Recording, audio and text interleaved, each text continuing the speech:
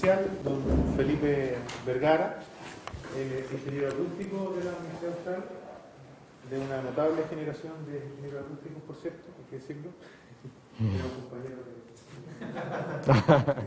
La propaganda. Felipe trabaja en la Universidad Federal de Santa Catarina, en Brasil. Él es profesor de la universidad del Departamento de Ingeniería Mecánica. Tiene un magíster y un doctorado en esa universidad y varias instancias postdoctorales. Y lo invitamos a dar dos charlas, una relacionada con el ruido impulsivo, ¿cierto? Su protección, sus efectos, y otra mañana un poquito más personal sobre la experiencia que ha tenido Felipe en su formación fuera de Chile. Para aquellas personas que han ido a Brasil, ¿cierto? Tenemos a Patricio, que han tenido la oportunidad de ir. Yo creo que es interesante conocer la experiencia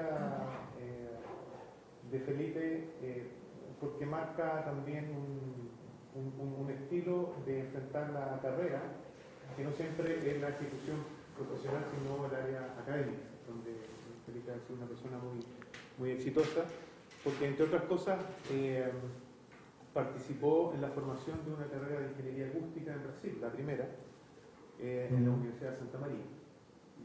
Así que tenemos una escuela hermana fundada también por alguien de acá, más otras personas. Así que voy a dejar con ustedes a don Felipe para que nos hable un poco, tiene un par de presentaciones y... Correcto, ok. Gracias, Quique. Buenos días, un placer ahí estar de vuelta después de algunos años fuera y específicamente a Valdivia, que hace mucho tiempo que yo no venía, a pesar de mantener contacto, de encontrar los amigos, los compañeros en eventos. No había venido a Valdivia en ese tiempo, así que va a ser bueno rever a las personas y ver la evolución que ha tenido también el curso de acústica, que por las referencias he sabido que han sido muy buenas y que ojalá eso tenga mucho provecho por parte de ustedes, que son los principales protagonistas en esta historia. Bueno, agradezco también al curso, a la escuela, por la invitación y poder compartir lo que han sido estos años de experiencia y trabajar en acústica, en diversos temas, que quiero mostrarles algunas cosas hoy día y otras cosas mañana. Y ya me coloco a disposición para que después quieran conversar, saber otros detalles. ¿Okay? Bueno, primero quería mostrarles un poco lo que es el Laboratorio de Vibraciones y Acústica de la Universidad Federal de Santa Catarina y una presentación más específica sobre un trabajo que yo vengo desarrollando a partir de la tesis, del magíster, del doctorado y de cosas más puntuales que hemos desarrollado en los últimos años sobre ruido impulsivo, exposición, protección, sistemas de generación, de medición sobre ese tema. Entonces, primero comenzando sobre lo que sería el laboratorio de vibraciones y acústica.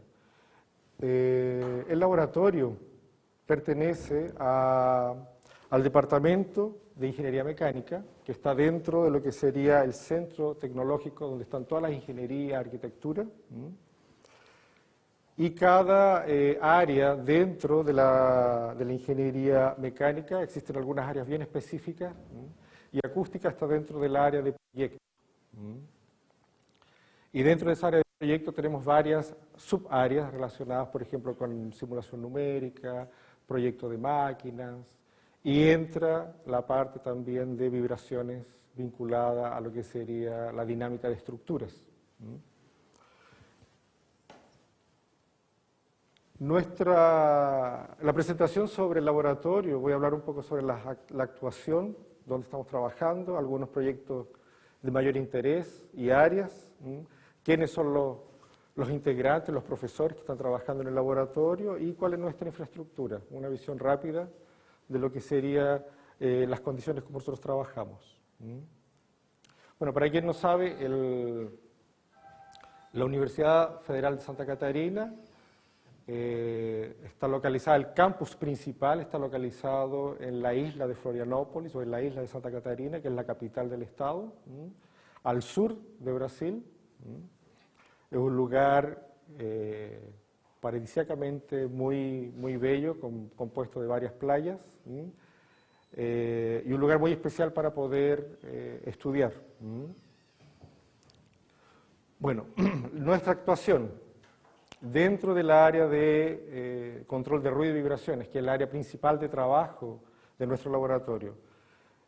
Algunos profesores trabajan dentro de lo que sería la parte de compresores herméticos para trabajar principalmente aliados a la empresa brasilera de compresores, la Embraco Whirlpool, conocida hoy día principalmente como Whirlpool. Ruido interno y externo en aeronaves, con la empresa Embraer, algunos proyectos ahí que están en desarrollo y se han desarrollado. Ruido interno en vehículos para varias empresas fabricantes de vehículos, GM, Fiat, Ford, entre algunas. Ruido externo en automóviles para verificar lo que sería el ruido debido a la interacción del neumático con pavimento, una cosa nueva que está levantando. No sabemos en Brasil cuánto que las carreteras o los tipos de superficie ofrecen de ruido. Desarrollo de materiales, desenvolvimiento de materiales acústicos y de amortecimiento para control. Entonces hay cámaras acústicas, ensayos especiales que se hacen para levantar propiedades acústicas y mecánicas de esos materiales. Ruido impulsivo y protección auditiva, una de mis áreas, y el áreas nuevas que están empezando ahora, que sería aeroacústica. Embraer está preocupada hoy en día con disminuir el ruido de las aeronaves en la fuente, justamente para que sean aprobadas las aeronaves y puedan aterrizar en diferentes aeropuertos. Entonces es necesario que el ruido de esas fuentes se disminuya. Y hay algunos casos particulares que se están tratando, específicamente con el ruido de la turbina. Otras áreas específicas son métodos numéricos. Entonces trabajamos, hay disciplinas, hay ramos que se desarrollan, se desenvuelven para que los alumnos tengan posibilidad de trabajar con esas herramientas. Entonces se trabaja con herramientas que se desenvuelven por los propios alumnos o con programas que se tienen para trabajar con elementos finitos, elementos de contorno, análisis estadística de energía o métodos o sistemas híbridos, o sea, con elementos finitos y con análisis estadística de energía. La área de psicoacústica y calidad o cualidad sonora de productos, que envuelve incluso ensayos con personas o ensayos objetivos para levantar lo que serían las métricas psicoacústicas, aplicadas para evaluar desde aeronaves, vehículos, salas. Hay algunos trabajos de tesis y magíster que se desarrollaron en esa parte. Ingeniería biomédica, trabajando con algunas empresas, principalmente para reproducir o fabricar transductores para aparatos auditivos, dispositivos auditivos para las personas sordas. Y testes o ensayos vibroacústicos para el caso de realimentación, para estudiar el fenómeno de realimentación en los sistemas de aparatos auditivos. Son áreas específicas de algunos profesores que vienen trabajando. Dentro de lo que son los proyectos en acústica vehicular, tenemos aquí algunas aplicaciones utilizando modelos híbridos, modelos FEIM, modelos SEA, para conocer lo que sería, por ejemplo, el ruido interno dentro de la cabina de vehículo a partir de condiciones, de contornos o a partir del tratamiento de la estructura de vehículos, con o sin algún tipo de tratamiento acústico o control o material de control de ruido o vibraciones.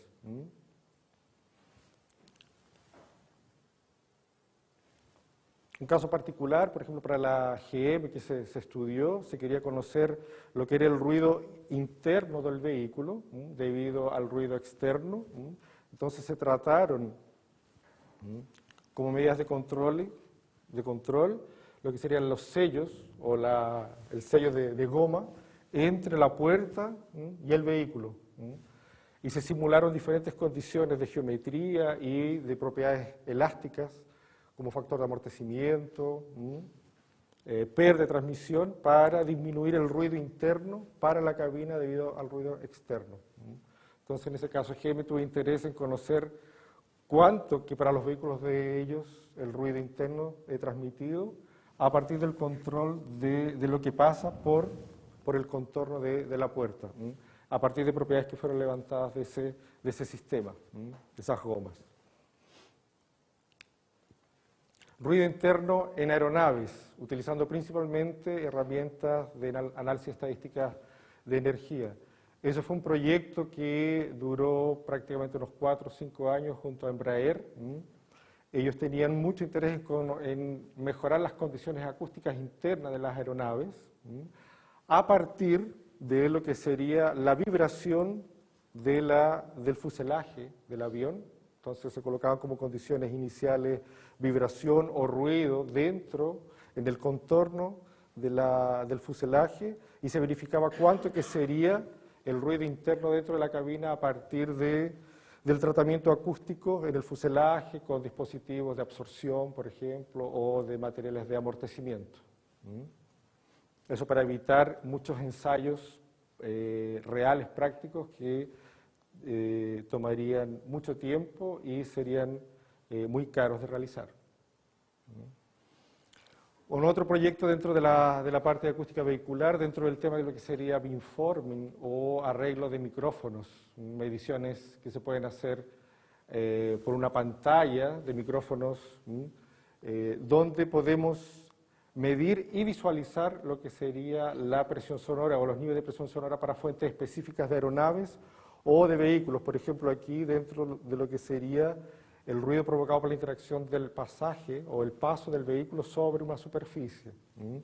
Entonces, hubo un trabajo de desenvolvimiento de la distribución de lo que serían los niveles para el paso del vehículo o en aeropuertos en momentos de despegar o de aterrizar el avión sobre la superficie para proteger principalmente las comunidades que están próximas a aeropuertos.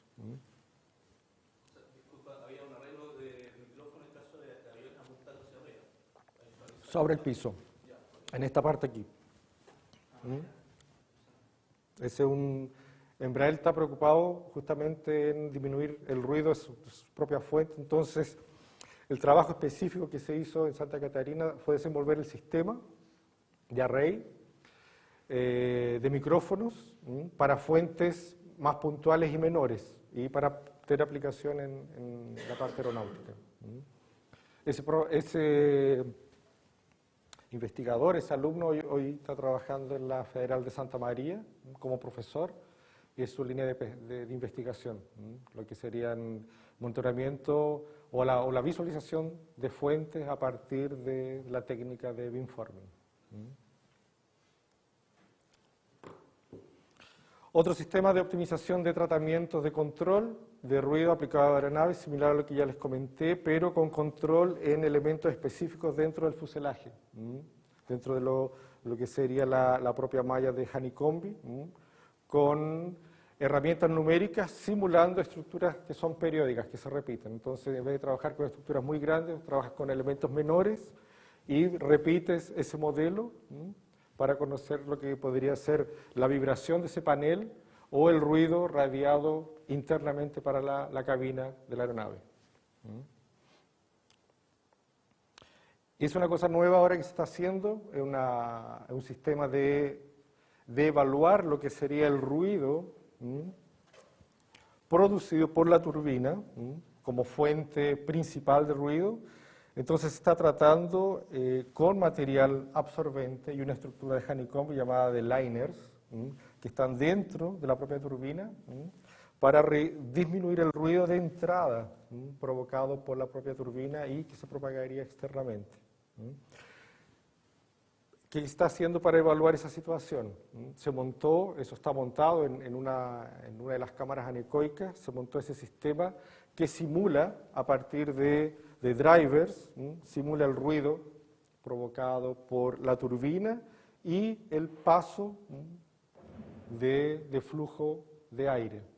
Entonces, se simulan niveles elevados, arriba de 140 decibeles, con flujo de aire, o sea, simular lo que sería la situación aerodinámica, simular lo que sería tanto flujo de aire cuanto niveles elevados de presión sonora, para instalar en una posición aquí esos materiales, los liners, que son materiales absorbedores, para levantar propiedades como absorción sonora, impedancia acústica de esos materiales que entran en los modelos numéricos para simular lo que sería el ruido provocado por la nacelle, que sería toda esta región interna donde ese material estaría instalado, que trabajaría para reducir el ruido del paso del flujo de aire y del ruido de la turbina.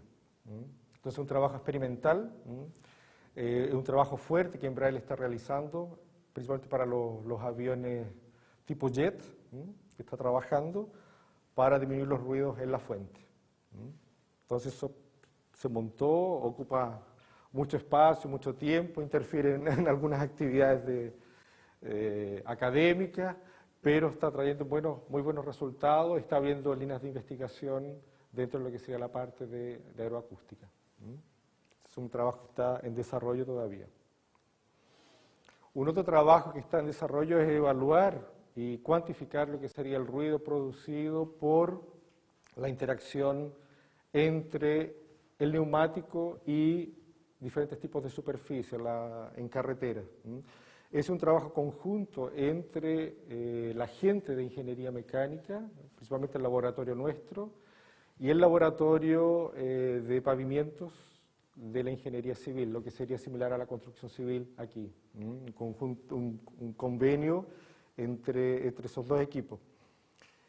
Y lo que se desarrolló para ese sistema fue implementar un trailer, esta cabina móvil que ustedes ven aquí, una cabina revestida con material absorbente, con material aislante, para medir lo que sería el ruido principalmente de la interacción del movimiento de la rueda con la superficie. Entonces aquí hemos instalado 2 micrófonos para un par de neumáticos, porque no se sabe, no se conoce todavía cómo se comportan nuestras carreteras, cuánto que es el ruido que ofrecen para los diferentes tipos de condiciones. Entonces estamos levantando eso, en Florianópolis ya hicimos algunos levantamientos experimentales, recibimos hace poco los neumáticos que son normalizados, padronizados para realizar ese levantamiento. Están las calles, las carreteras de Santa Catarina. Es un trabajo nuevo que va a envolver mediciones psicoacústicas para evaluar desde el punto de vista más subjetivo el ruido provocado por esa interacción. Y, en definitiva, caracterizar a través de algún índice, utilizando principalmente el método que se llama CPX, para clasificar las diferentes superficies en relación al ruido producido.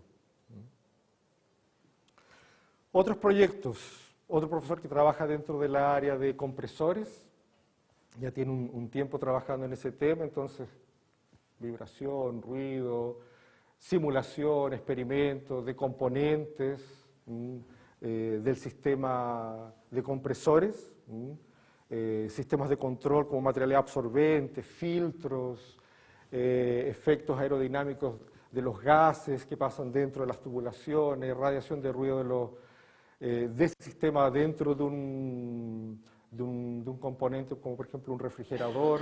Entonces es una área bien amplia de trabajo y asociada principalmente con Embraco, el profesor Arcangio que está trabajando con eso. Herramientas de simulación computacional, principalmente con elementos finitos, para ver cuánto que un elemento, eso aquí un corte, el horizontal y vertical de protectores, por ejemplo tipo orejera, considerando propiedades de los diferentes materiales y usando señales reales medidas en terreno, en escuelas de tiro, en cabinas de tiro, para evaluar el comportamiento de esos protectores, sea experimentalmente o numéricamente.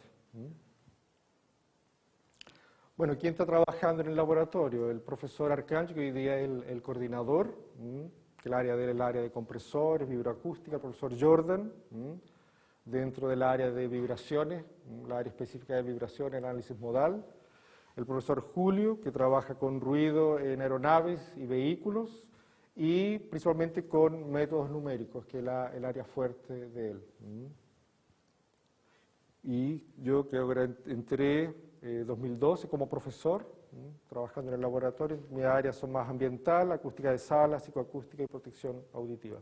Y un grupo de alumnos que trabajan como haciendo sus doctorados, los magísteres y también los que son los becados de pregrado, conocidos como bolsistas. Son alumnos de pregrado que ya actúan colaborando, participando en los proyectos de investigación orientados o apoyados por los alumnos de magíster o de doctorado, y ya tienen una participación directa con mediciones, con simulaciones, con programación, prepararlos para que eventualmente puedan entrar a un magíster o un doctorado. En el pregrado ya se tiene esa posibilidad. Y son becados, reciben una beca para poder participar. En términos de estructura, tenemos 2 cámaras reverberantes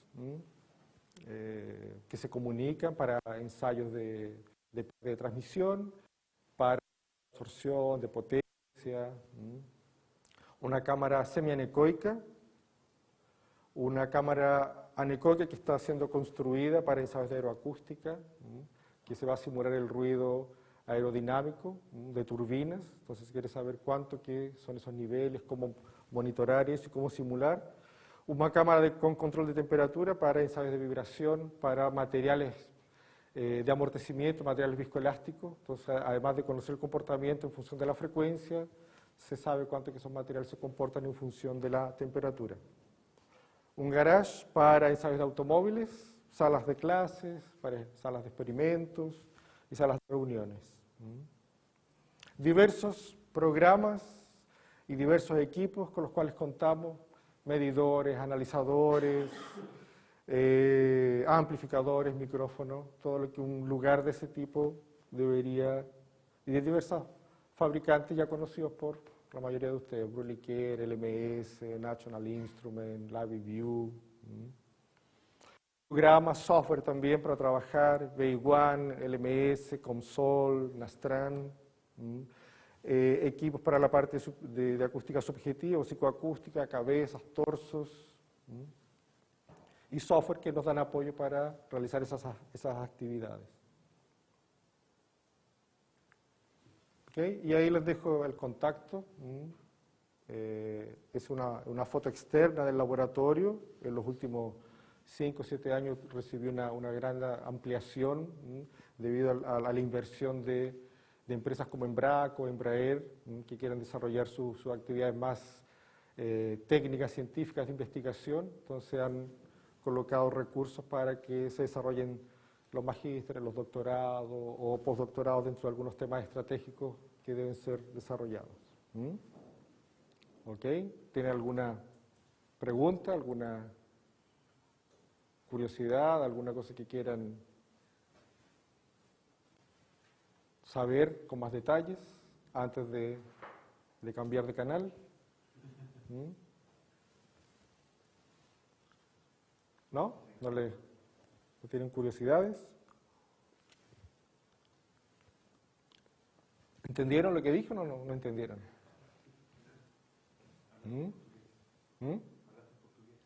¿Todo? Todo lo dije en portugués. Entonces, todo de nuevo.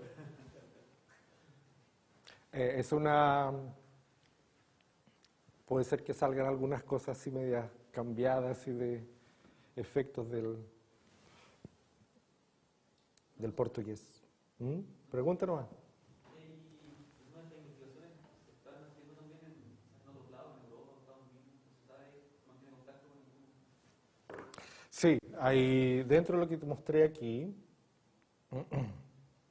eso es importante. Bueno, es una tendencia mundial. Bueno, esa es una. Existe hoy día sí, mucha ayuda así, para proyectos que se puedan desarrollar con diferentes instituciones en diferentes lugares del mundo. Eso se está viendo con buenos ojos. Y afortunadamente en Brasil hay recursos para eso. Entonces, constantemente estamos recibiendo visitas de diferentes lugares del mundo, así nuestra área de acústica, que quieren desarrollar actividades en conjunto. Entonces, eso es bien habitual. En el caso de Rueda Liners, se ha trabajado en conjunto que eso es el área de otro profesor, pero hay un equipo de Suecia, que ya tienen bastante experiencia en ese tema, en la parte de aeroacústica, entonces está dando un soporte, un apoyo para desarrollar eso en Brasil. Porque en este caso Embraer tiene interés que esos ensayos se hagan aquí y que se tenga capital humano, porque además de desarrollar tecnología, materiales de ese tipo, lo que se pretende es preparar ese capital humano para ser absorbido, que hoy día es una necesidad muy grande que se tiene. Tener capital humano capacitado dentro de ese tema. Entonces muchos de los alumnos que ya trabajaron en temas relacionados con proyectos de Embraer, prácticamente la mayoría son absorbidos por la empresa Embraer. Entonces en ese caso se está trabajando y de hecho estamos queriendo ampliar, recién hace pocas semanas enviamos una solicitud de ampliar ese proyecto envolviendo gente de Suecia. Y situación similar con la gente de Suecia para este tema, principalmente con uno de los principales investigadores en el tema, que es el Ulf Sandberg, que viene trabajando, que ha investigado mucho en ese asunto, y también estamos desarrollando algunos convenios en conjunto. Entonces queremos porque este proyecto va a terminar ahora en agosto, y queremos darle secuencia y ampliarlo más todavía, porque tenemos mucho por hacer. Hace poco tuvimos la visita también de un compañero, un colega de aquí del instituto, Rodrigo Ordóñez, que es profesor de la Universidad de Aalborg. Él estuvo en Brasil por motivos de visitas técnicas en Río y São Paulo, y aproveché de invitarlo para que fuera a conocer la estructura, y se está preparando alguna cosa en la parte de psicoacústica, porque ellos tienen una experiencia en esa parte, psicoacústica, audio. Entonces eso es súper habitual. Se está desarrollando, y no solamente acústica, sino el departamento de ingeniería mecánica, la posgraduación trabaja en función de intercambio, alumnos que van, hacen sus doctorados sándwich fuera, visitas externas. Eso es bien normal, es bien habitual. ¿Alguna otra? Vamos entonces para el tema, el plato de fondo. Es un tema un poco más detallado. Voy a pasar las principales informaciones sobre lo que sería exposición y protección al ruido impulsivo de gran intensidad y corta duración. ¿Por qué ese tema? Eso ya viene desde cuando yo empecé en el 97, 98 a trabajar en ese tema, porque la motivación era porque no existía un modelo o un método específico para evaluar protectores en esa condición. Entonces trabajamos con investigadores de Inglaterra, por ejemplo, dentro del área de choque, de crash, y con investigadores de la Universidad de Texas con la parte acústica no lineal, porque estamos ahí dentro de una área que escapa al comportamiento lineal acústico, se observan fenómenos no lineares.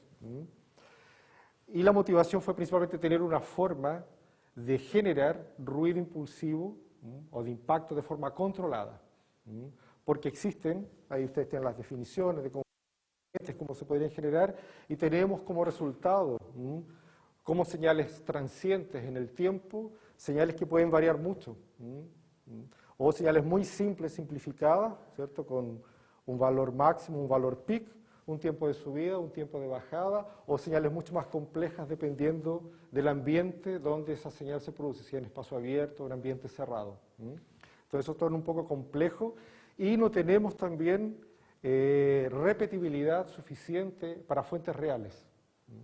Por ejemplo, en locales de tiro, en los destacos, los pilotes cuando se martilla en el piso, en impresoras industriales o fuegos artificiales. O sea, son muchas las variables y no tenemos control absoluto de variables principales de esa señal acústica.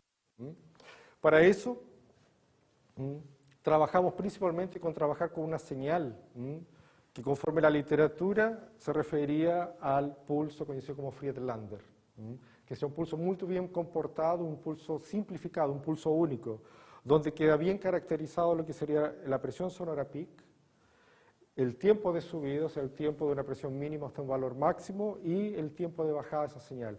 Y ese tipo de señal muy bien comportada tendría una relación directa en el dominio de la frecuencia. y tendría parámetros que se relacionarían principalmente con el tiempo de subida y ese tiempo de bajada. Entonces la preocupación nuestra fue, observamos muchas señales reales, salimos a campo, medimos, y mucha variación, no teníamos control y la repetibilidad no era garantizada. Entonces tuvimos que pensar en algún sistema para poder crear una señal mucho más controlada, a partir de esos parámetros. ¿Ok? Y junto con eso, ¿por qué era importante? Es un tipo de señal que para la salud humana es perjudicial, no podríamos utilizar personas para esos tipos de ensayos, ¿cierto? Muy peligroso, puede dañar nuestro sistema auditivo porque nuestro sistema auditivo tiene un tiempo necesario de reacción y de protección, entonces el daño puede ser permanente, entonces los efectos para el sistema pueden ser perjudiciales. Y en esa época apenas habíamos observado que teníamos normas, procedimientos experimentales para evaluar los protectores solamente con ruido continuo y de baja intensidad. Hoy en día, de allá 2000, ya tenemos alguna norma que habla un poco de algunos procedimientos, que fue la técnica del tubo de choque, que está recomendada dentro de esa norma para evaluar los protectores en esa condición. Entonces el proyecto, la investigación dentro del magíster, el doctorado y todas las investigaciones posteriores a eso pasó por generar pulso usando esa técnica del tubo de choque, relacionar esos parámetros del ruido impulsivo, que sería valor pico, tiempo de subida y de bajada, tanto en el dominio del tiempo como en la frecuencia, y usando como ejemplo lo que sería un pulso Friedlander. O sea, estamos preocupados así de conseguir encontrar ese Friedlander.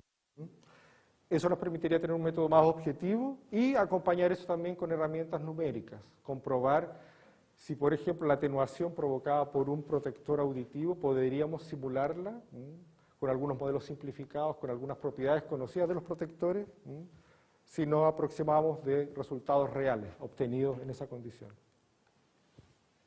Bueno, ¿en qué consiste la técnica del tubo de choque?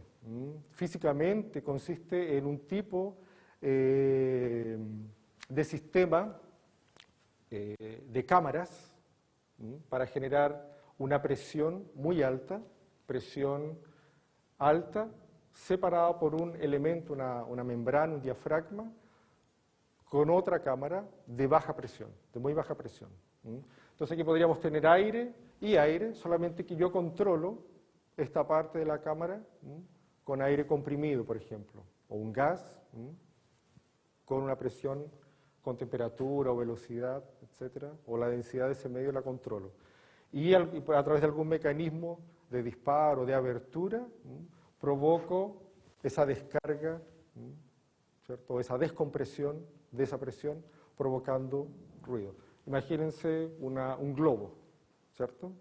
Alta presión, la membrana, algún sistema de ruptura que me permita esa descarga rápida.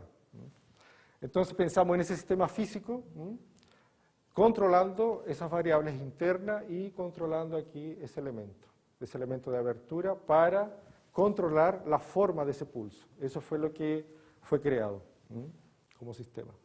Entonces con ese sistema del tubo de choque podríamos generar un pulso de ese tipo, con un valor pico máximo, controlar la subida, la bajada, y analíticamente podríamos saber, aquí tenemos una expresión analítica de cómo generar un pulso de este tipo, que ese sería el pulso Friedlander. Con la parte de subida, la parte de bajada, aquí tenemos las ecuaciones que componen cada una de esas partes, y eso tiene un reflexo en el dominio de la frecuencia, entonces podríamos trabajar paralelamente. Nuestro interés principal era siempre trabajar más con los componentes en el tiempo que con la frecuencia, porque eso es lo que estábamos controlando, trabajar en el transiente. El reflejo resolviendo esa ecuación, etcétera. La ecuación respectiva en el dominio de la frecuencia envuelve el tiempo de el C, el tiempo de bajada, como estamos aquí. Disculpe, el tiempo de subida, el C. Está caracterizado aquí. ¿Dónde está? Aquí. En el gráfico el C, el tiempo de subida, ahí. Entonces, ¿cómo se comportaría esa señal en el dominio de la frecuencia?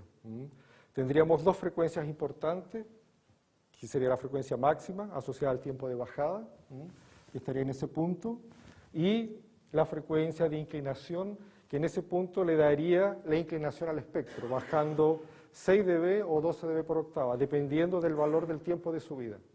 Un tiempo de subida cero significaría prácticamente un choque, o sea, el pulso es tan rápido que no tenemos tiempo de subida, es prácticamente automático, que eso por fenómenos no lineares se puede producir, o por descargas muy intensas y muy rápidas, tenemos una subida prácticamente cero, o sea, prácticamente la señal sube intensamente. Ahí, desde el punto de vista de protección auditiva, no tenemos protección.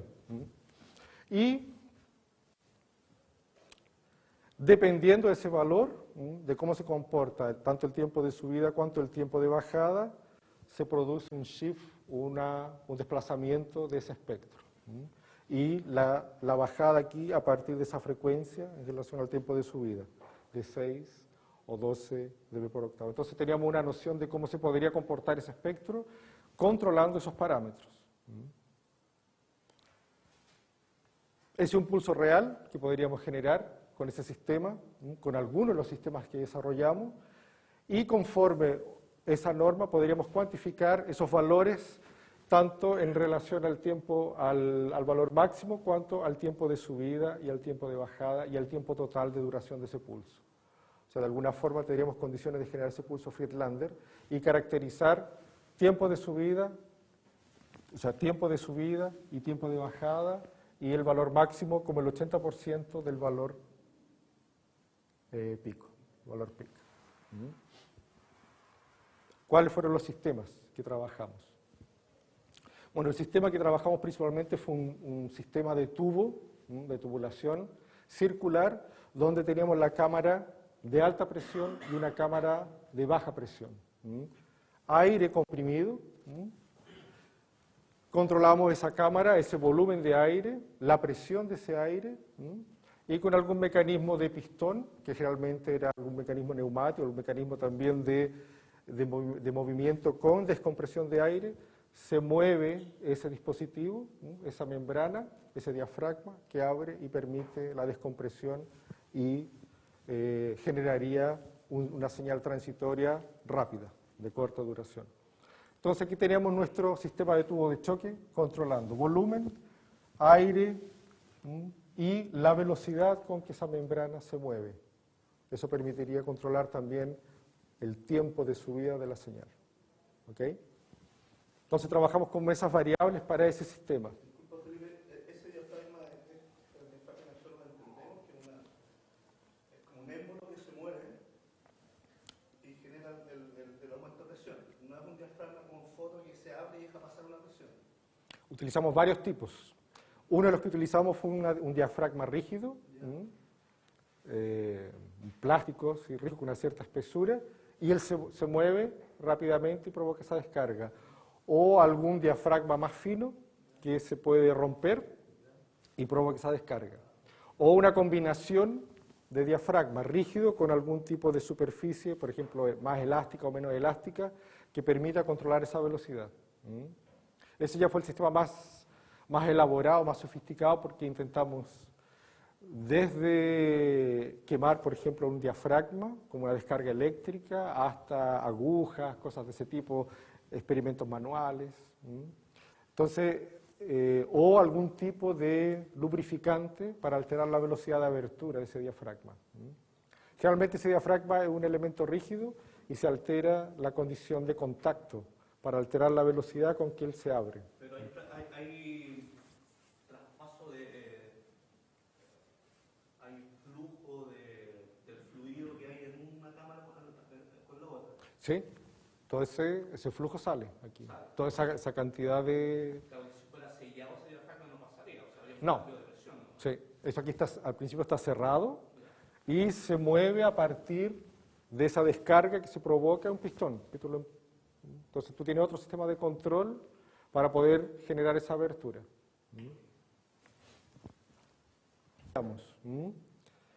Aquí están todas las tubulaciones, sistema de control. Aquí que estaría Aquí era un poco manual, inicialmente era manual, comprimíamos y lo empujábamos para provocar esa descarga que salía por aquí y se conecta en uno de los extremos de ese tubo, como está ahí en la figura, aquí.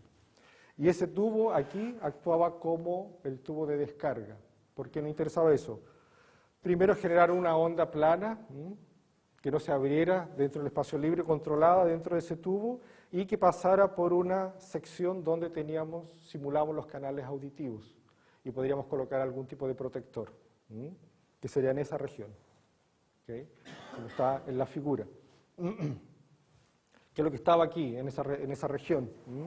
Lo que está aquí se refiere a ese sistema, el pulso viene en esa dirección y pasa rasante.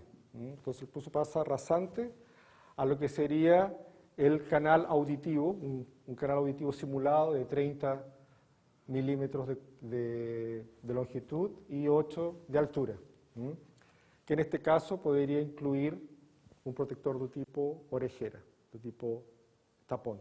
O sea, disculpa, tipo tapón o tipo plugin. Un sistema de tubulación para aislar un micrófono de 1/4 de pulgada que se utilizaba en ese extremo y se acoplaba al tubo principal por donde pasa ese pulso. Entonces, ese pulso lo llamamos de sistema 1 porque utilizamos apenas una dirección de propagación y era principalmente rasante a lo que sería la dirección por donde pasa el pulso sobre la entrada de canal auditivo.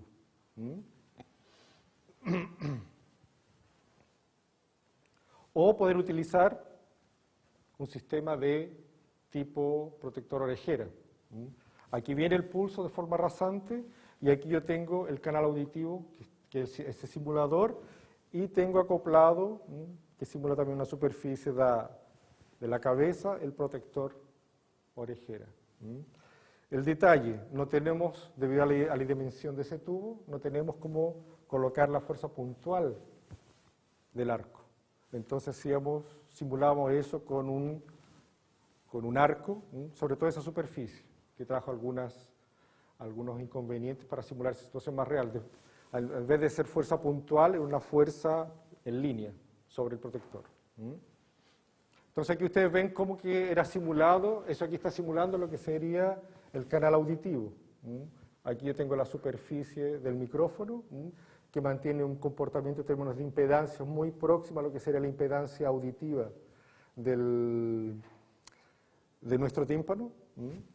Y aquí acoplado tenemos el protector, con esa fuerza. Eso tiene que estar el oído o el simulador de canal del oído está en base a tratar de imitar las dimensiones del canal auditivo. Dimensiones, sí. Ya, y con eso tú 38. 38. 30 milímetros. Tú afirmas que la impedancia de ese dispositivo, de ese simulador, es cercana. No, la impedancia de la membrana aquí. En términos de impedancia, así como. Porque aquí la membrana del micrófono es un elemento flexible, entonces en términos de valores de grandeza, en próxima a lo que sería la impedancia acústica de la membrana del tímpano. Del tímpano. Aquí, exactamente, simulando esa posición. Y la textura de las paredes internas del tubo con respecto a la textura del canal. Del canal, eso lo simulamos apenas como tubo. No tuvimos así un material próximo a lo que podría ser la piel humana o control de temperatura, por ejemplo, de lo que sería la temperatura dentro del canal. Era rígido y de sección circular. Era un tubo, una especie de manguera así altamente rígida y de sección circular. Esa fue la simplificación que hicimos. Eso porque queríamos también acompañamos eso con simulación computacional.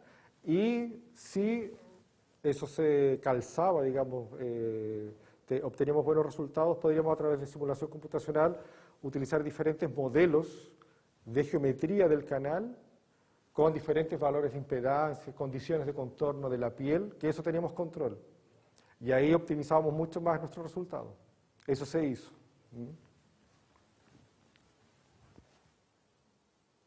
Bueno, una experiencia inicial con ese tubo fue verificar cómo que sería el comportamiento de varios pulsos, porque observen que ese pulso que les mostré aquí era generado en ese extremo y el extremo final es rígido. Y ese extremo aquí también a principio es rígido porque esa superficie aquí del diafragma cuando se abre se mantiene rígido. Entonces lo que tenemos aquí es una secuencia de pulsos que se repiten. Entonces estaríamos simulando como si el pulso continuara de forma infinita en un tubo muy largo, alterando ese efecto. Entonces observamos que ese pulso, en la medida que se refleja, va perdiendo energía y se observaron algunos fenómenos. Y podíamos también analizar cuánto que sería la atenuación de un protector sometido a un señal de tipo impulsivo, pero con diferentes intensidades, con diferentes tiempos de subida, a partir de la generación de un pulso único, ¿cierto? Una explosión y el pulso estaba ahí, porque él va y viene, ¿cierto? Y pasa por la región donde tengo el sistema de protectores. Entonces monitoramos simultáneamente lo que sería el pulso libre y el pulso con el protector. Entonces algunos ejemplos se levantaron controlando la cámara de aire en términos de volumen de aire, en términos de presión de aire, para generar valores con esa intensidad, pero alterando ese parámetro de aquí que nos interesaba más, que era el tiempo de subida. Alterando o la rapidez con que la membrana se abre. Entonces, aquí tenemos algunos resultados de lo que sería la generación de ese pulso y el comportamiento del nivel de presión sonora con la distancia acumulada, ¿cierto? Esa distancia que se acumularía debido a ese pulso que se propaga. ¿Cómo que se comporta? ¿Cuánto que decae por ejemplo, por duplicación de distancia? ¿O qué es lo que se observa cuando yo analizo el tiempo de subida en función de esa distancia que se acumula? Y ahí observamos que existen distancias o momentos en que ese tiempo de subida cae abruptamente. ¿Qué significa ahí que ese tiempo de subida cae? Significa que, o sea, tiempo de subida cero, o muy próximo de cero. O sea, ya estamos provocando el choque. El choque entendido como la señal que el tiempo de subida es prácticamente nulo. Y ese fenómeno se producía principalmente por cuestiones relacionadas con la propagación del pulso y por disipación térmica que provocaba que el pulso alterara ese tiempo de subida y provocara ese choque. Entonces eso lo pudimos comprobar experimentalmente, aparte de formulaciones que existen en la literatura, eso ya es acústica no lineal. Entonces verificamos que ese tipo de comportamiento dentro del tubo permitiría generar pulsos de muy corta duración y generar choque, que es una situación extrema, o sea, señales, por ejemplo, de disparo a corta distancia generarían señales de muy intensa y tiempo de subida muy pequeños. Otro sistema que idealizamos, que pensamos, entonces trabajamos con un sistema que llamamos 1, donde teníamos la señal rasante dentro de ese tubo, y un sistema 2, ahí tuvimos que utilizar un tubo mayor de 50 centímetros de diámetro, y lo que nos permitía posicionar dentro del tubo una cabeza artificial. Y podríamos utilizar de forma real tanto un protector auditivo de tipo tapón o una orejera, y también nos permitiría trabajar con diferentes inclinaciones, posiciones. Entonces teníamos la condición rasante, la condición normal, cualquier tipo de inclinación para el pulso generado con el mismo tipo de generador, o sea, utilizando lo que sería el tubo de choque. Ese es un sistema un poco más sofisticado y teníamos control absoluto. Externo, ya no era manual, era apenas por descompresión automática, para mover lo que sería la membrana que estaba aquí dentro.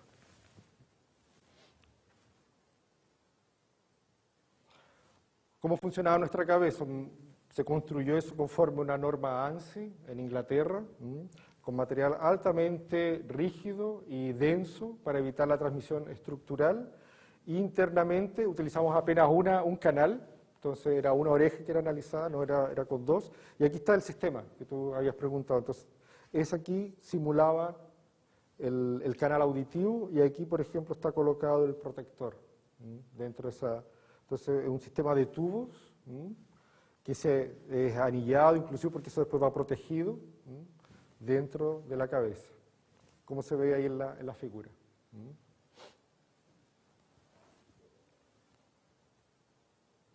Aquí alteramos algunas condiciones para generar diferentes descargas con diferentes intensidades y con diferentes tiempos de subida. Eso de aquí es la parte interna del tubo de choque que genera esa tubulación aquí, como se ve aquí en la figura, esa parte. Eso que están viendo aquí. Entonces yo tenía la posibilidad de controlar esa distancia para alterar el volumen y controlábamos también el extremo con diferentes tipos de membrana. Eso aquí es rígido, esa parte blanca, y esa colorida es la borda de contacto, que en este caso aquí una membrana parecía lo que podría ser un material como de globo, altamente elástico y fino. Una silicona mucho más rígida y otra de goma parecía lo que sería la de neumático de bicicleta, alguna cosa parecida. Eso nos permitía controlar la velocidad de abertura de la membrana y alteramos esa longitud para alterar el volumen de aire. Con eso generamos una cantidad de tipos de pulsos en función del volumen de aire, ¿cierto? Y del tipo. Algunos resultados en función del volumen, de lo que serían los niveles de presión sonora. Aquí apenas trabajamos, ¿cuál era la desventaja del sistema? Apenas trabajamos con un tipo de pulso. No teníamos la condición de reflexión. ¿Eso por qué? La cabeza dentro de ese espacio estaría provocando un efecto de difracción o de reflexiones que alteraría el segundo, el tercer pulso. Entonces trabajamos apenas con un tipo de pulsos. Entonces fijamos el tipo de volumen de aire y alteramos la membrana. Eso nos permitía generar y observar cómo que los niveles podrían variar para diferentes cargas. Entonces aquí en el caso amarillo, en la membrana amarilla, nos generó valores más bajos que en relación para el mismo volumen de carga para la membrana que era de silicona, que era roja. O sea, optimizamos nuestro sistema en función de carga y en función de velocidad, porque eso también alteró los tiempos de subida.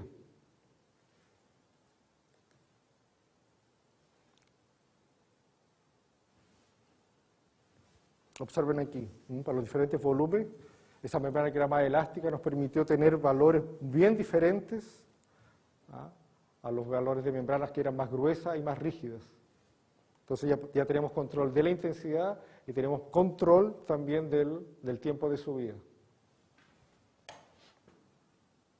En el caso y tiempo de subida. El conjunto de esas informaciones, conociendo el pulso externo, digamos el pulso incidente o el pulso transmitido, o sea, lo que estaba siendo medido dentro del canal, nos permitiría conocer cuánto que sería la atenuación del protector, que en este caso es un protector del tipo tapón, la atenuación promedio en torno de 31,4 decibeles, y con diferentes condiciones de carga y de descarga de aire dentro de las diferentes cámaras.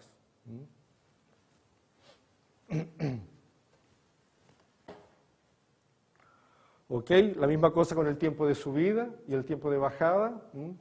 Eso nos ayudaría a conocer cuánto que cambia. Recuerden que nuestro interés era trabajar con esos tres parámetros: valor pico, tiempo de subida y tiempo de bajada. Generalmente cuando se evalúa el protector, del punto de vista del ruido continuo, se observa principalmente la atenuación. Aquí queremos la atenuación, pero también que nos interesa conocer cómo que se modifica, cómo y cuánto modifica el protector el tiempo de subida y el tiempo de bajada, porque eso tiene un efecto en el espectro, conforme les mostré inicialmente. Entonces observamos aquí, por eso que está esa información, cuánto que cambió el tiempo de subida en relación al incidente. Por ejemplo, los incidentes estaban entre 0,25 y 0,4 y en media, en promedio, sería de 2 milisegundos. O sea, el protector está provocando un efecto de demorar la llegada del valor máximo a la oreja. Y la misma cosa con el tiempo de bajada. El pulso se demora más también. Esos son los valores en promedio de los valores del pulso incidente y los pulsos transmitidos. Eso nos permitiría obtener una relación o factores relacionados tanto al tiempo de subida, al tiempo de bajada y al valor peak de la señal. Situación similar para el protector de tipo orejera. Repetimos los ensayos, una atenuación promedio de 14 decibeles. Esta es la variación conforme las composiciones de tipo de membrana y tipo de volumen de aire. En promedio, 14 decibeles. Pico, valor pico. Similar, situación similar para el tiempo de subida y de bajada. O sea, el protector está alterando esos parámetros, esos 3 parámetros. A partir de ahí pensamos en trabajar con factores para analizar ese cambio. Ahí creamos un factor que se llama el factor. Tendríamos inicialmente el factor de la atenuación, que envolvería principalmente el valor peak, y el factor del tiempo de subida, la relación entre el tiempo de subida transmitido y el tiempo de subida incidente. O en función de la frecuencia, tendríamos aquí la relación de la frecuencia, que eso provoca un efecto. Y el factor del tiempo de bajada. O sea, ¿qué porcentaje el protector altera en relación a esos parámetros de subida y tiempo de bajada y atenuación? No apenas atenuación. Por eso porque nuestro interés era el tiempo, o sea, ese pulso que originalmente era que era incidente, se altera. Ese tiempo aquí se alteró. Ese otro tiempo se alteró. Y eso tiene que ver con cuánta energía acústica o energía de presión sonora tiene ese pulso en relación al otro. A partir de y esos factores tienen una relación en el dominio de la frecuencia. Atenuación se reduce. Aquí el tiempo, aquí es la señal real, es el rojo, del pulso incidente, y aquí tenemos la señal en azul del pulso recibido, o sea, con algún protector. Y se modifican esas frecuencias relacionadas al tiempo de subida y al tiempo de bajada. Los envía para baja frecuencia. Eso es lo que hace en definitiva el protector. Reduce y los valores donde están máximos, o sea, cuando tenemos esa inclinación de 6 o 12 dB por octava, y valor máximo los desplaza para baja frecuencia. Eso fue lo que pudimos observar en paralelo, observando apenas esos tiempos de subida y de bajada. ¿Alguna pregunta?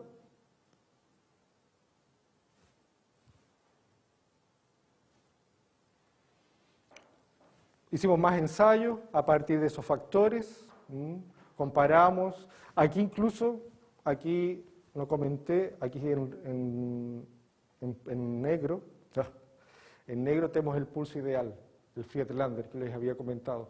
Porque yo conozco los valores del tiempo de subida y el tiempo de bajada, entonces podría simular idealmente cómo se comporta ese pulso. Entonces acompañó lo que sería un pulso real con un pulso analítico. Apenas conociendo valor máximo pico de la señal, tiempo de subida y tiempo de bajada. Entonces, para poder decir, o sea, analíticamente eso tiene una relación con los parámetros identificados en un pulso real.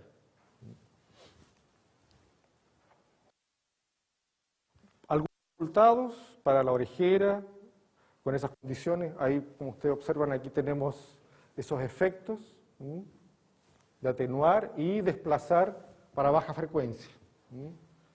Eso es lo que pudimos observar.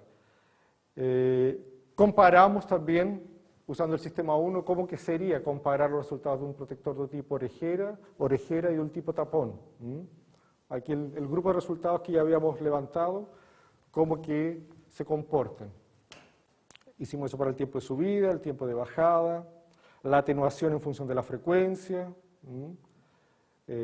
tanto los dos juntamente. Comparamos también con ese sistema el efecto de diferentes pulsos con diferentes inclinaciones de la cabeza. Al principio no observamos muchas diferencias, apenas en ese momento utilizamos un tipo de protector, entonces la inclinación de la cabeza en relación a la dirección del pulso no tenía mucho efecto. El efecto, por ejemplo, de trabajar con 3 tipos de situaciones, o tapón, o orejera, o la combinación para pulsos, utilizando el sistema 2, o sea, con la cabeza. ¿Quién manda? El protector de tipo orejera, quien da mayor peso al efecto total de la combinación de 2 tipos de protectores, que eso puede ser recomendado en situaciones de señales muy intensas. O sea, el protector de tipo tampón es el más que ofrece mayor contribución tanto en la atenuación total, en la alteración del tiempo de subida y el tiempo de bajada o de caída del pulso.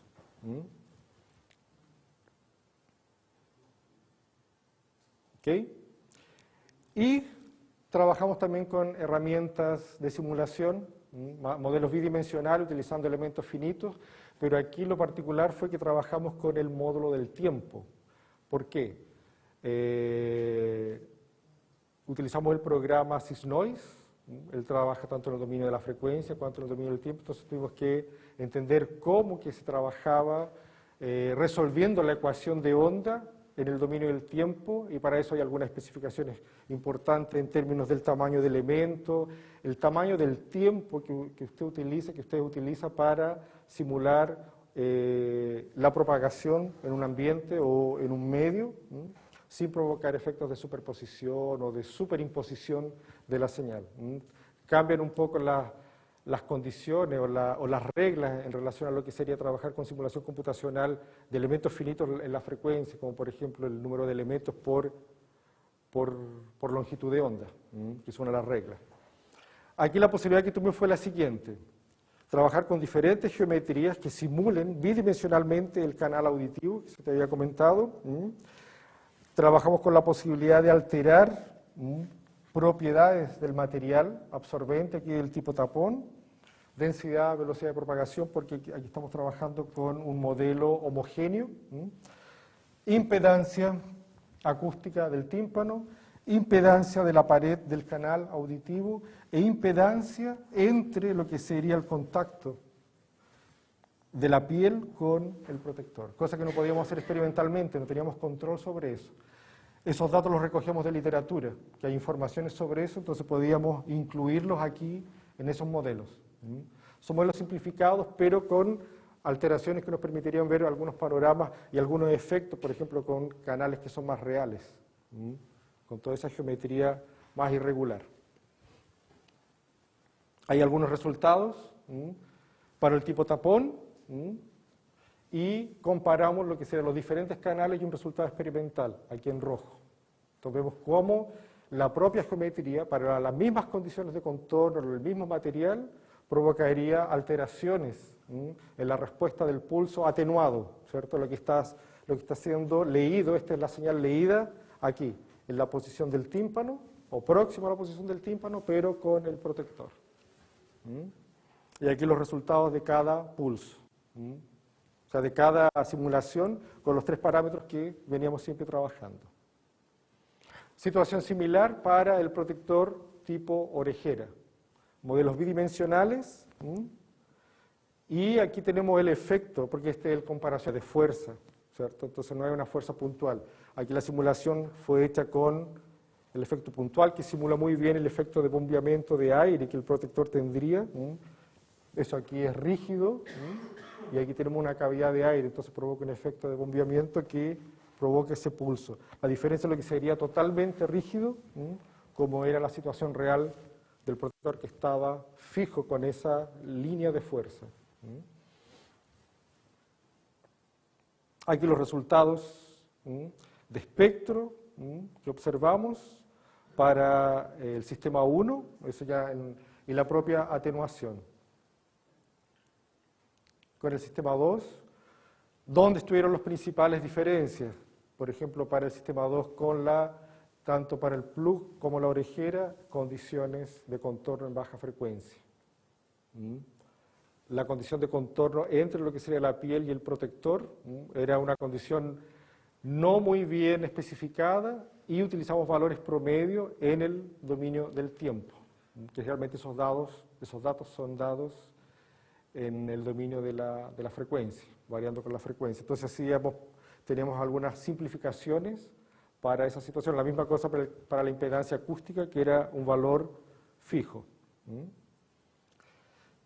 Ok, bueno, y las observaciones principales. Pudimos trabajar con la identificación de los parámetros transientes del pulso incidente y transmitido, usando como referencia lo que era un pulso Friedlander, que caracteriza muy bien el comportamiento de ese pulso, tanto en el tiempo como en la frecuencia, a partir de esos tres parámetros que vengo comentando: la subida, la bajada del tiempo y el valor de la presión sonora peak. Utilizamos dos sistemas, de un tubo de 150, otro de 500, uno con incidencia rasante y otro diferentes tipos de incidencias. Observamos el comportamiento que el protector ofrece como atenuación tanto en los dos dominios, y pudimos observar, comparar y aproximarnos de los resultados experimentales con modelos simplificados bidimensionales con herramientas de simulación de elementos finitos. Eso principalmente. ¿Alguna pregunta? Aceleré un poco al final porque estaba medio...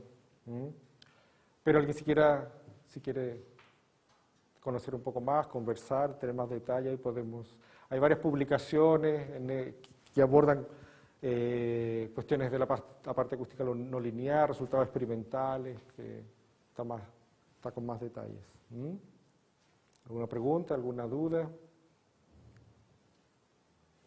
Usted mencionaba que en el dominio tanto en el dominio de la frecuencia como en el dominio del tiempo, a la hora de modelar con elementos finitos, hay que dimensionar la malla de acuerdo a algún criterio, ¿cierto? Correcto. Tiene que ver con la longitud de onda. Para el dominio de la frecuencia, ¿qué criterio se utilizó? ¿En el dominio de la frecuencia qué? En el dominio de la frecuencia, el criterio que se utiliza, porque eso aquí fue todo dominio del tiempo, en el dominio de la frecuencia que se utiliza para definir el tamaño del elemento, esos tamaños de elementos que están aquí, son mínimo 6 elementos por longitud de onda. ¿Tá? Es un criterio clásico que se utiliza. Pero aquí no utilizamos ese criterio. Aquí el criterio que se utiliza es la velocidad de propagación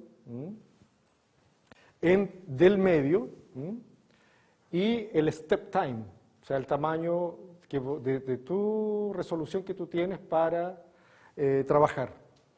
¿Quién definía eso? Aquí tenemos dos medios principales, el aire y el tapón, o el plástico si fuera la orejera, o la espuma. ¿Y quién definía el step? Era el pulso original, porque nuestro pulso original nosotros teníamos definido la resolución, que era de orden de microsegundos. Entonces, relacionando ese tiempo, ese time step, con la velocidad de propagación, podríamos definir el tamaño de ese elemento para evitar efectos de superposición o amplificaciones. El programa que utilizamos como era el Sysnoise. Él tiene algunas reglas, porque utiliza integración numérica y utiliza las reglas principalmente de Newmark. Entonces tú tienes que entrar con algunos factores para que la integración que la hace numéricamente no tenga efectos que no sean deseados en tu simulación. Entonces, atendiendo esos criterios, de hecho, nosotros primero utilizamos el pulso original que teníamos, y trabajamos en función de esos parámetros que se podrían controlar, los parámetros de Newmark, que era el modelo que utilizaba para evitar esos problemas. Entonces hacíamos todo ese ajuste inicial. Más detalles están todos en la TS, que lo puedes ver después con números específicos, que están los coeficientes de integración que deben ser utilizados. Entonces tiene que haber... eso es importante, así, para quien va a trabajar con esas herramientas. Utilizar un programa es muy fácil colocar números y que salgan resultados, pero es importante entender teóricamente qué está resolviendo el software, cuál es la teoría, cuál es el modelo, el algoritmo que utiliza, cuáles son las ecuaciones, porque tú podrías desarrollar eso independiente y comparar con el que el software realiza. Entonces esos cuidados, en el tiempo hay que tener un poco esos cuidados. ¿Ok? Felipe, ¿cómo se puede llevar esto a algo normativo, ¿no? La investigación y el desarrollo que se ha hecho para la parte ya de protección de los trabajadores. ¿En Brasil hay alguna normativa que incluya este tipo de variables para los protectores y para la legislación laboral? No tenemos. Tenemos como normativa la evaluación de la exposición al ruido impulsivo, que por lo que verifiqué con la gente del ISP es muy parecida con lo que hay en Chile. Definir lo que es un ruido impulsivo, que sería duración de menos de un segundo, que se repita a intervalos superiores a un segundo, el valor criterio son 130, 140 dB, entonces si hay exposición de ese tipo hay que colocar protección, pero son cosas muy generales. Entonces en Brasil lo que se tiene es esa ley, que es muy amplia e inclusive recomienda mediciones en dBc, así no se trabaja a un nivel tan detallado de trabajar con esos parámetros, de valores pico, tiempos de subida, cosas de ese tipo no se tiene. Paralelo a eso existe una fundación de investigación que es la Fundacentro, en São Paulo, que incluye en un documento sobre exposición al ruido continuo o impulsivo de impacto, cuantificar el número de impactos, que en el caso, por ejemplo, quien trabaja en escuelas de tiro, o puede cuantificar el número de impactos, cuantificar cuánto que sería la exposición y los niveles de tolerancia. Entonces ahí hay algunas ecuaciones para determinar el nivel de presión sonora de tolerancia en función del número de impactos, pero eso no tiene valor legal.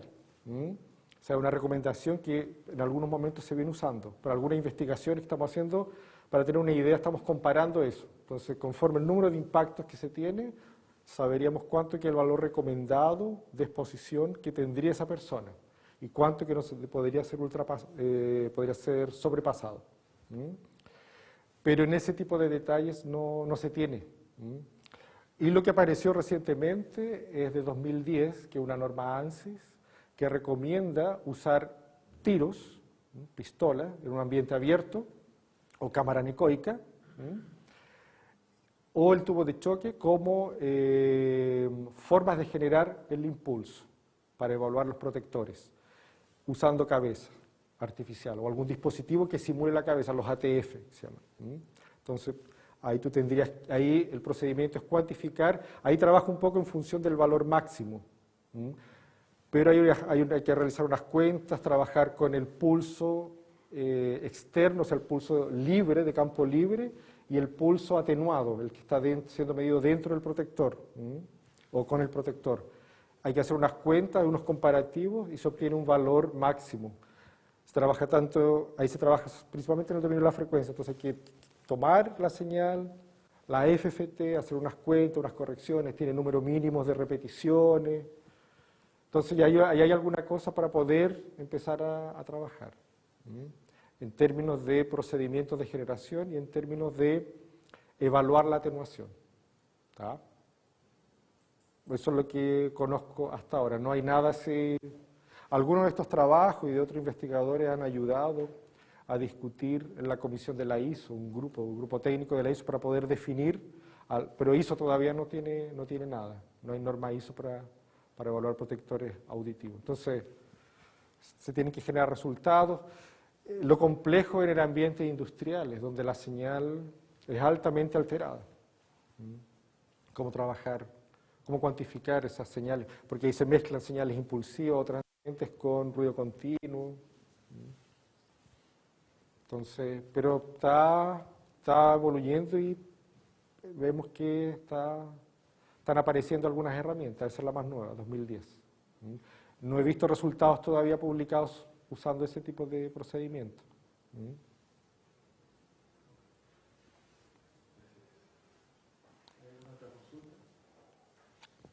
Felipe, la explicación de, no sé si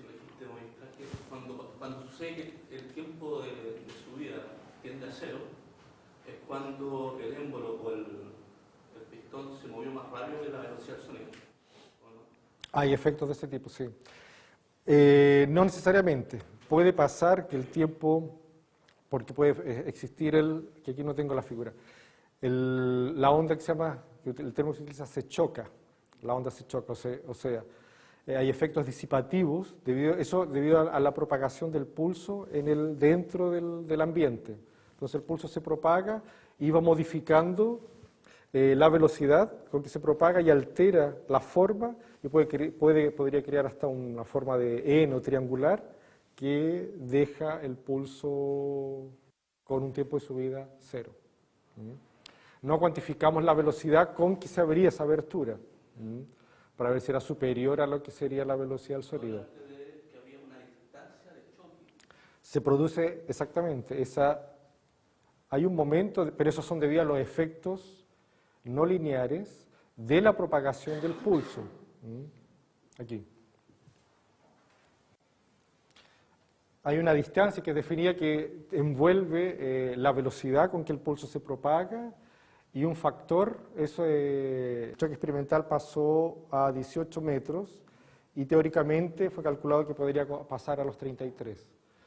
Pero ese fenómeno pasa no por la velocidad de disparo, pasa porque el pulso se crea, ahí él se propaga, y esos efectos disipativos alteran la forma del pulso, o sea, y esa subida, como va perdiendo energía, se va alterando esa inclinación de subida y va disminuyendo. Y después vuelve, en ese momento cuando se disminuye, ¿qué pasaría? Que aquí muestra, pasaría el choque. El choque significa tiempo de subida cero. Eso es lo que estaría pasando. Ahí hay que resolver unas ecuaciones de acústica no lineal, la ecuación de Burgers, que permite cuantificar esa posición donde va a pasar, que envolvería la amplitud, la velocidad con que se propaga el pulso y unas constantes. Entonces es posible, pero eso debido a efectos disipativos del pulso en el medio. Se podría provocar, ahora estamos trabajando con un sistema que genere, esa es una preocupación, trabajar con señales de tiempo de subida muy cortas. Entonces está trabajando con disparos mucho más rápidos. Entonces estamos generando el pulso ya con el tiempo de subida cero. Ok. Bueno, damos un aplauso a Felipe. Gracias. Gracias por la interesante exposición que estamos grabando, así que después la vamos a subir para que haya expectativa de una transmisión online que no se pudo realizar, pero vamos a... porque hay gente interesada también de poder participar que no podía estar acá. Así que muchas gracias y los invitamos mañana al mismo canal, misma hora, a las 12. Conversar. Y creo que son muy interesantes también sobre la experiencia de ingeniería acústica. Una vez que Otros temas, son otros temas también. Muchas gracias.